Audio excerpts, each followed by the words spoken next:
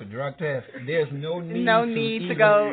You're not going to be able to put urine in a balloon. And there's hair follicles, blood, and urine. So if you cannot pass a urine test, you can just forget about it. It's time for people to grow up. And that's a fact. Yes. You spoke some words just now. It's time for people to grow up. Right. Presentable. Exactly. I did the interview at the steel mill, about 6 or 7 years ago with a kid movement.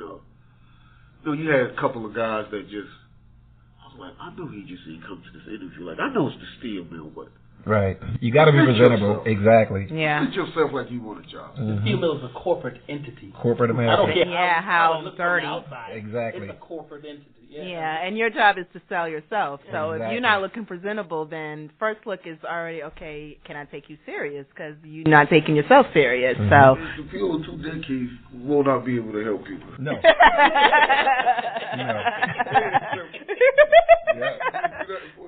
So, apply. In other words, apply and do the best you can.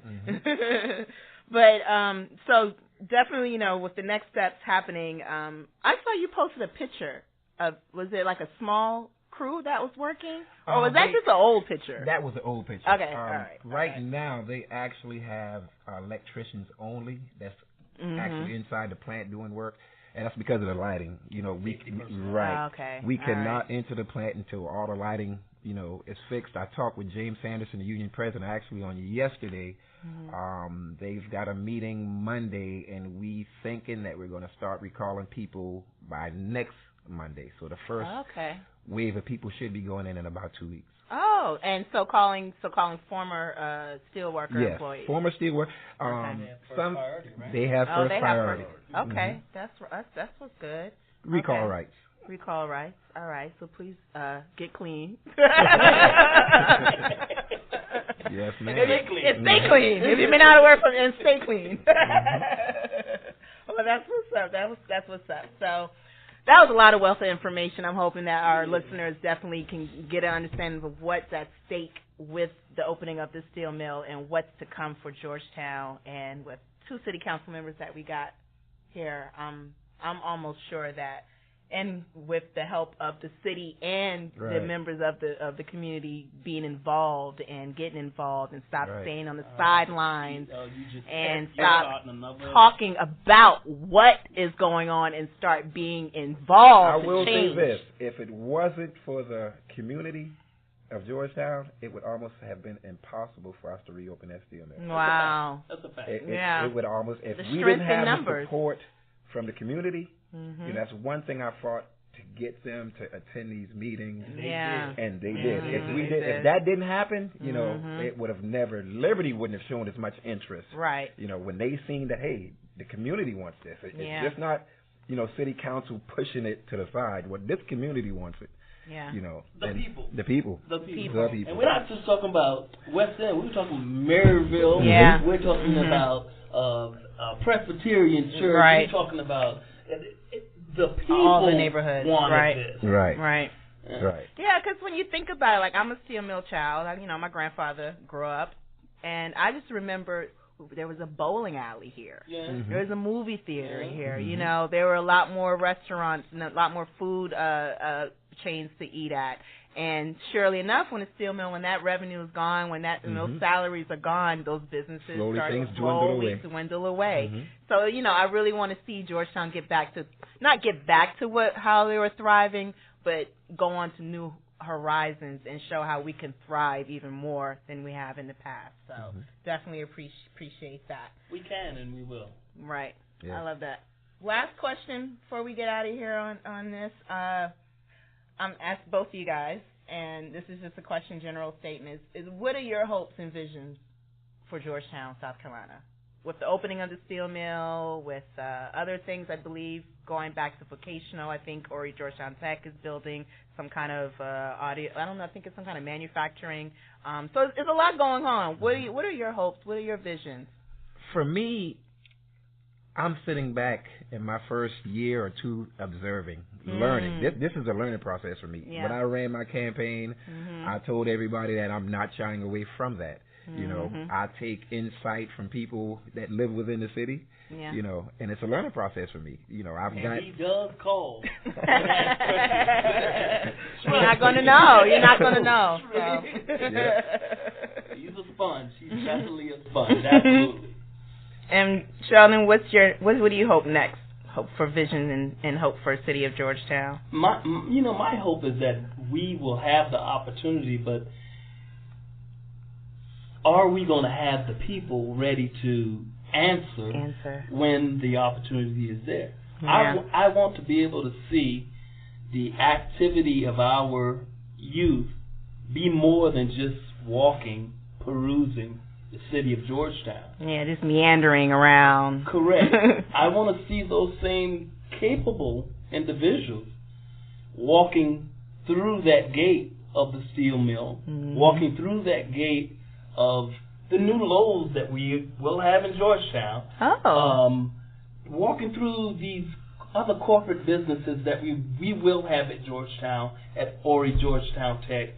That's where I want to see them walking through and to and raising their families and again leaving our dollars here in the city of Georgetown, the county of Georgetown. Reopen that movie theater. Reopen that bowling alley. Reopen restaurants that are for mid-tier personnel, not a $75 one-person dinner. Right. We need white table linen restaurant. Yes, and there's nothing wrong, and I think and I know Georgetown can do both. We can still have a touristic city with all of its history and all of its value, and have this industrial side of us that defines what Georgetown is. And we can live together. We can make it happen. We have been.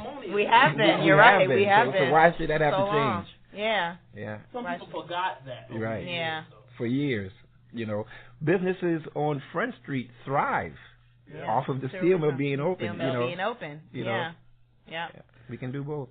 All right. Well, I'm excited.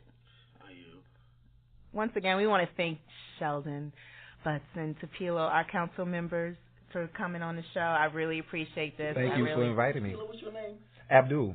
Abdul. Yes. Sorry. Yes. For the record. Yes. For the record. Abdul. Abdul. There we go. Hume. There we go. For the record. Just for the record. My man.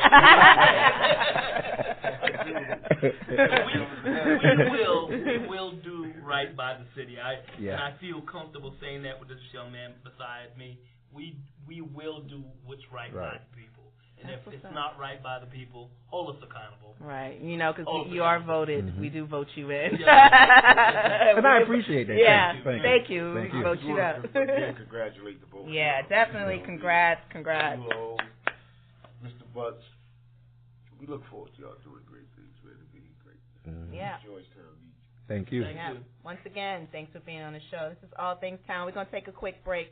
30 seconds to 1 minute. We'll be right back. Discuss a little thing called Valentine's Day. It's a holiday. It's a holiday time. You guys want to stick around? We can share in on. Once again, this is All Things Town. We'll be right back. 3, 2. And we're back. All Things Town with Ming and JC. So we're in the studio. Next segment we're going to talk about is it's holiday time. Yes.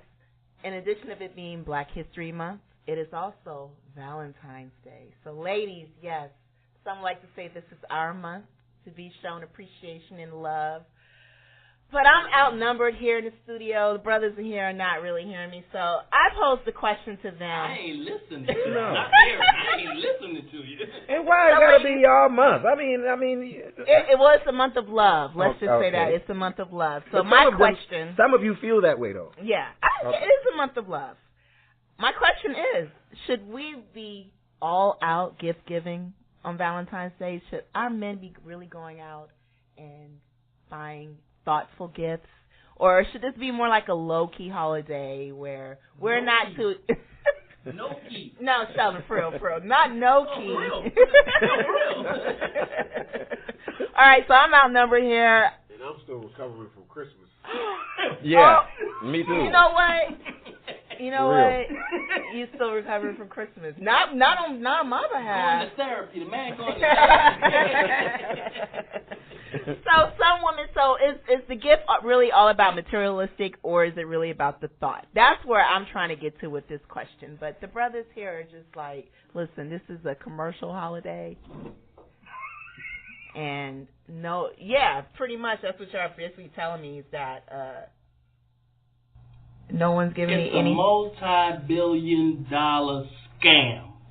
Not scam, Sheldon. Not scam. You throw the word scam. That's a good word. That's a good word. That's a good word. That's a good word for it. No, scam. we're not going to say scam. Listen, I know I'm the only woman in here right now, but you feel like this should have some kind of enhance in our love, or what does it do? I'm just simply saying that the holiday should be recognized. Why? Because who is St. Valentine? St. Valentine. I mean, okay. Come on. Let me get back to my history. Come on with it. I know St. Valentine. He is the Valentine of love. You want me to tell you the story now? Yes. So St. Valentine. That's real talk. It has nothing to do about Cupid. St. Valentine was a saint. Mm-hmm. He had a daughter. He had a daughter that he loved so much that he would not give her up to nobody. Nobody could marry her. Mm. She had a secret relationship with a guy. St. Valentine found out about this relationship, got the guy, killed him, ripped his heart out, put it in a box for his daughter. That's where the symbolism of the heart came from, and boxes with reference to Valentine's Day. Please don't. So it doesn't have any. It does have something to do with love, but it's a dangerous kind of love. That's not the kind of love I was thinking about. No, like I said, a multi-billion-dollar. Bro, damn. You know, when it comes to my daughter, I kind of like St. Valentine. I mean, I didn't know that story. I mean, when it comes to my daughter, I'm digging this dude. You put a great pump in your life. Yeah. Yeah. I just already can see it. Yeah. Take the bus, your bubble, girl. St. Valentine wasn't a dude at all. And he's a saint. But in all honesty and all realness, I do feel you guys, this holiday, like you were saying, before even Christmas was done, we were already seeing Valentine decorations, chocolate, the Smartie candy, all the different, everything you can think of was already being put in the stores before the New Year even came. So it's even all the way down to the kids having to celebrate this holiday in school, all the way up to the parents. So I just think it is just a wonderful holiday to even show a love. So I got to put thoughtfulness into this gift that I got to give you for Valentine's. Okay, for the record, what's a thoughtful gift? How do you see? We were discussing this earlier. We have different ideas of thoughtfulness. You know, my thing, Jocelyn. I would rather give you, and when it comes to the gifts, I would rather give you $125 in cash than to go and buy a $125 flower arrangement that's going to wilter in 2 days. And you know what? I would rather take the myself would rather take the $125. Most women would rather the flowers. Yeah, most women. You know, I would rather give you the money. Yeah, we really like when you send flowers to our job too. Yeah, so all the workers, all the coworkers can see. Yeah. That's sweet. That's bragging rights. That is bragging rights. That's bragging rights. Mm-hmm. Yeah, and that gets. Act like you don't know I sent flowers. Yeah. That is bragging rights, and you're right. That's just. No, he's not. I get my gifts. Listen, I get my gifts in grocery bags, so you know it's straight from the store, straight to my table. That's right. Like receipts still in the bag. Like I already know. And I seen this the other day, fellas. If you send her a flower arrangement, and mark the card "Secret Admirer," if you don't see those flowers, when she. If you don't see those flowers when she come home, somebody guilty. Send her an arrangement. Put on the card from a secret admirer. Set up like no and other. If you don't see those flowers, then you know. Oh, I advise not to do that. Women, I advise if that has happened and you don't know, you better bring them damn flowers home. Just be like, honey, I don't know who sent these flowers. Yeah. But if I don't see them flowers, if I send them and I don't see them flowers, something wrong. Something wrong. So bottom line, listeners, bottom line basically is